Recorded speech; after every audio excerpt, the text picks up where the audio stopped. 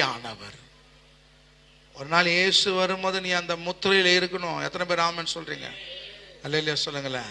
அப்ப உயிர்ப்பிக்கிற சபையில ஆவியானவர் வேலை செஞ்சாதான் சபை எழும்பும், எழுப்புதலுக்குள்ள போகும். எழுப்புதல் தாமதிப்பது ஏன்? பரிசுத்த ஆவியானவர் அசட்டை பண்ணும் போது, பரிசுத்தாவோட அபிஷேகத்தை அசட்டை பண்ணும் போது, பரிசுத்தாவின் நிறைவை அசட்டை பண்ணும் போது அங்க உயிர்ப்பிக்கிறது இல்லை, அங்க மரித்த நிலை உண்டாகிறது.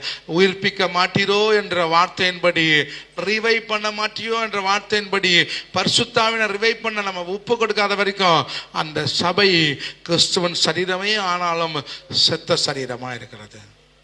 அபிஷேக குறைவு, பரிசுத்தாவின் குறைவு, பரிசுத்தாவியை நம்பாம இருக்கிறது, பரிசுத்தாவியை செயல்படுத்தாம விடுறது, பரிசுத்தாவியை தூஷணப்படுத்துறது, இதெல்லாம் எழுப்புதலை தாமதி